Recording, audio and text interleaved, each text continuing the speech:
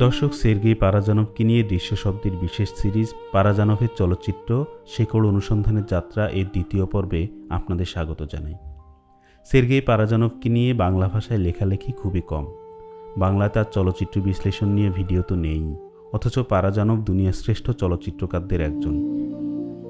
দৃশ্যশব্দের এই সিরিজে আমরা পারাজানভের চলচ্চিত্রযাত্রা, চলচ্চিত্রের ভাষা নির্মাণ ও তার ছবির নানা দার্শনিক দিক নিয়ে বিস্তারিত আলাপ করব। এই সিরিজের স্ক্রিপ্টগুলোর একটি লিখিত সংস্করণ প্রকাশিত হবে প্রবন্ধ আকারে। চাইলে সেখান থেকেও পড়ে নিতে পারেন মূল লেখাটি। লিঙ্ক দেওয়া থাকবে ডেসক্রিপশনে।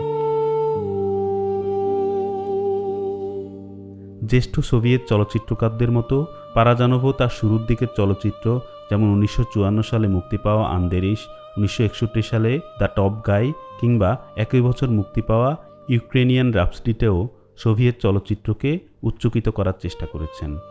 তবে পারাজানভ স্বীকার করেছেন এই ছবিগুলো তার প্রকৃত শিল্পী সত্তাকে পুরোপুরি প্রকাশ করতে পারেনি। 60-এর দশকে এসে তিনি ধীরে ধীরে নিজেকে খোলসমুক্ত করে চলচ্চিত্রের নতুন এক ভাষা নির্মাণের দিকে ঝুঁকতে শুরু করেন। তার কাজে ককেশীয় সঙ্গীত, লোককথা এবং আঞ্চলিক পরিচয়ের প্রতি আকর্ষণ স্পষ্ট হয়ে উঠতে শুরু করে। ধীরে ধীরে পারাজানভ সোভিয়েত অনুগত নির্মাতার পরিচয় উতরে দুর্দমনীয় হয়ে ওঠেন। রাষ্ট্রীয় নিষেধাজ্ঞা, চলচ্চিত্র নির্মাণে বাধা, গ্রেফতার কিংবা কারাবাস কোনো কিছুই তাকে আটকাতে পারেনি। পারাজানভ একদিকে বিশুদ্ধতম শিল্পী, অন্যদিকে প্রবল বিদ্রোহী চলচ্চিত্রকারও। তিনি চলচ্চিত্রে যে ভাষারীতির জন্ম দিয়েছেন তা চলচ্চিত্র তো বটেই, শিল্পের অন্যান্য শাখার শিল্পীদের কাজের সাথে তুলনামূলক বিচারে বৈপ্লবিক। চলচ্চিত্রে দ্বিমাত্রিক দৃশ্যপট নির্মাণ, লোকাচারকে প্রাধান্য দেয়া, আধ্যাত্মিক দার্শনিক জিজ্ঞাসা এবং রঙের এমন ব্যবহার আর কোনো নির্মাতা করেননি। তিনি ছবিতে একই সাথে কবিতা, চিত্রকলা, সঙ্গীত ও চলচ্চিত্রের এমন এক নিগড় তৈরি করেছেন যা বিশ্বশিল্পে অনন্য ও অভিনব। চলচ্চিত্রে পারাজানভের এই ইতিহাস নির্ভরতা আকস্মিক নয়। ককেশাস অঞ্চলের মানুষের দৈনন্দিন জীবনের মধ্যেই কথ্য আকারে সেটা উপস্থিত ছিল। পারাজানভ সেই রঙকে, সেই লোককথাকে, সেই মানুষকে তুলে এনেছেন তার ঐশ্বরিক সৃজনী ক্ষমতায়। ককেশাসের ইতিহাস ও পুরাণ থেকে টুকরো টুকরো মণিমাণিক্য তুলে এনে পারাজানভ সেগুলো তার ছবির উজ্জ্বল রঙের ক্যানভাসে সাজিয়েছেন।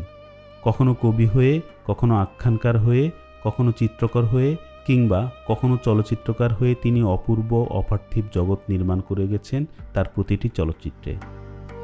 সোভিয়েত রিয়ালিজমকে এমন করে পাশ কাটাতে পেরেছেন আর একজনই, তিনি আন্দ্রেই তারকোভস্কি। অপরদিকে আমরা একজন প্রবল বিদ্রোহীকে দেখি এই অর্থে যে তিনি একজন শিল্পী হিসাবে যা করতে চেয়েছেন শত বাধা সত্ত্বেও সেটা থেকে তিনি দূরে সরে যাননি, বরং সেটাকে আরও আঁকড়ে ধরেছেন।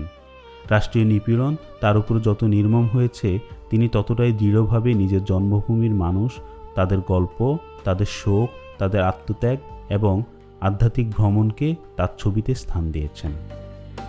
4 বছরের বেশি সময় কারাগারে বন্দী থাকার পরেও তিনি যে প্রবল রাজনৈতিক স্বরে তার জীবনের শেষ দুটি ছবি নির্মাণ করেছেন, সেটা পৃথিবীর যে কোনো শিল্পীর পক্ষেই করা দুরূহ।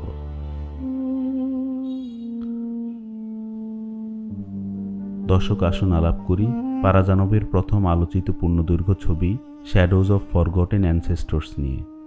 1965 সালে নির্মিত ছবিটি পারাজানভের চলচ্চিত্র যাত্রায় একটা বড় বাঁকবদল ঘটায়। 1912 সালে প্রকাশিত মিখাইলো কোৎসিওবিনস্কির একই নামের উপন্যাস থেকে ছবিটি বানিয়েছিলেন পারাজানভ। তিনি যে ধরনের জাতীয়তাবাদী চলচ্চিত্র নির্মাণ করতে চেয়েছেন, এই উপন্যাসটি তার জন্য সবচেয়ে উপযুক্ত ছিল। ছবির কেন্দ্রীয় চরিত্র ইভানের ট্র্যাজেডি শুরু হয় তার বড় ভাই আলেক্সোর মৃত্যুতে। পাহাড়ে গাছ কাটতে গিয়ে আলেক্সো নিজেই গাছের নিচে পড়ে তার ছোট ভাই ইভানকে নিশ্চিত মৃত্যুর হাত থেকে বাঁচিয়ে দেয়। ভাইয়ের মৃত্যু চেয়ে দেখা ছাড়া আর কিছুই করার থাকে না। এরপর কিশোর ইভানের জীবনে আসে আরও বড় ট্র্যাজেডি। পালিচুক এবং গুতেনিয়ুক পরিবারের মধ্যে বহুদিনের পুরনো দ্বন্দ্ব একদিন চূড়ান্ত রূপ নেয়। ইভানের বাবা এবং গুতেনিয়ুক পরিবারের এক ব্যক্তির মধ্যে মারামারির এক পর্যায়ে তার কুঠারের আঘাতে মৃত্যু হয় ইভানের বাবার। তবে চিরশত্রু গুতেনিয়ুক পরিবারের কিশোরী মারিচকার সাথে ইভানের প্রেম গড়ে ওঠে। ভাই ও বাবার মৃত্যুতে ইভানের মধ্যে যে শূন্যতা তৈরি হয়, সেটা ধীরে ধীরে পূরণ হয়ে যায় কিশোরী মারিচকার সঙ্গ পেয়ে।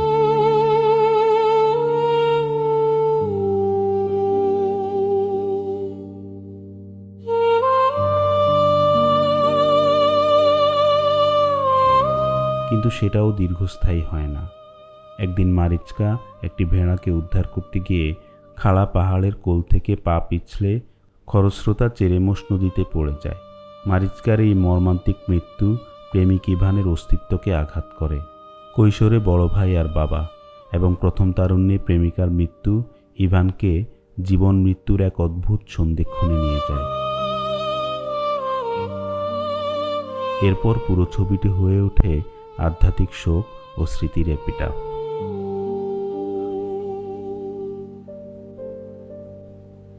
বহুদিন পর মারিচকার শোক নিয়েই ইভান ঘর বাঁধে, বিয়ে করে। তবুও জীবন মৃত হয়ে মৃত প্রেমিকার স্মৃতির ঘোরের মধ্যে সে বন্দী হয়ে থাকে। তার স্মৃতিতে অবচেতনে বারবার ফিরে আসতে থাকে মারিচকা। এদিকে বিয়ের বহুদিন হয়ে গেলেও ইভান ও তার স্ত্রীর কোনো সন্তান হয় না। তাই সন্তানের আশায় তার স্ত্রী এক জাদুবিদের আশ্রয় নেয়। কিছুদিন পর ইভানের স্ত্রী ও সেই জাদুবিদের যৌথ ষড়যন্ত্রে মৃত্যু হয় ইভানের। ইভান মারিচকার এই প্রেম ও বিচ্ছেদ স্বাভাবিক কোনো প্রেমের পরিণতি নয়। তাদের প্রেমে একটি আধ্যাত্মিক ভ্রমণ আছে। ঈশ্বর বা পরমাত্মার সাথে জীবাত্মার মিশে যাওয়ার যে আনন্দ, বিচ্ছেদের যে বেদনা, তেমনই বিচ্ছেদ বেদনায় কষ্ট পায়। পারাজানভ ইভানের মানসিক অবস্থাকে দৃশ্যকল্প, রং ও ইউক্রেনের হুচ্ছুল জনগোষ্ঠীর আচার অনুষ্ঠানের মধ্য দিয়ে দৃশ্যস্থ করেন।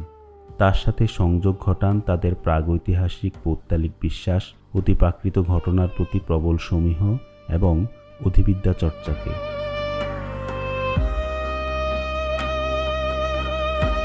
ইভান মারিচকার প্রেমের অনুষঙ্গে একটি জনগোষ্ঠীর সমগ্র সাংস্কৃতিক ও ধর্মীয় ইতিহাস উঠে আসে। মৃত ইভানের দেহকে ঘিরে নারীদের বিলাপ এমন ভারাক্রান্ত হয় লোকলোকান্তর, যেন হুচ্ছুল জনগোষ্ঠীরই সম্মিলিত মৃত্যু ঘটে। সেই শোক ছড়িয়ে পড়ে প্রজন্ম থেকে প্রজন্মে।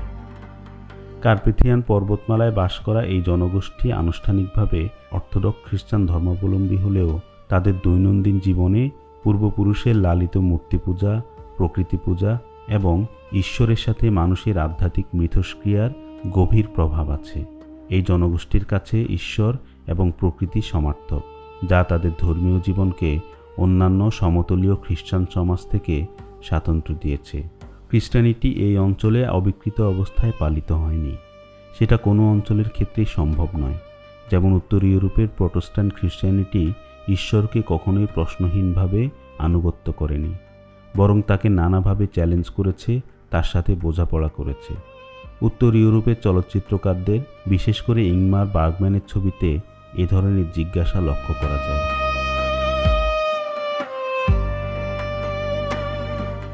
পারাজানভ তাই এই ছবিতে চার্চের আচার অনুষ্ঠান এবং লোকজ বিশ্বাসের চিহ্নগুলোকে সমানভাবে স্থান দিয়েছেন। সেজন্য বড়দিন বা আন্তষ্টিক্রিয়ায় বাইবেলের বাণীর চেয়ে লোকজ বিশ্বাস ও প্রাচীন জাদুটনার প্রভাব এই ছবির কম্পোজিশনে মুখ্য হয়ে ওঠে। পারাজানভ সচেতনভাবেই এই বৈশিষ্ট্যগুলোকে দর্শকের সামনে উপস্থাপন করেছেন।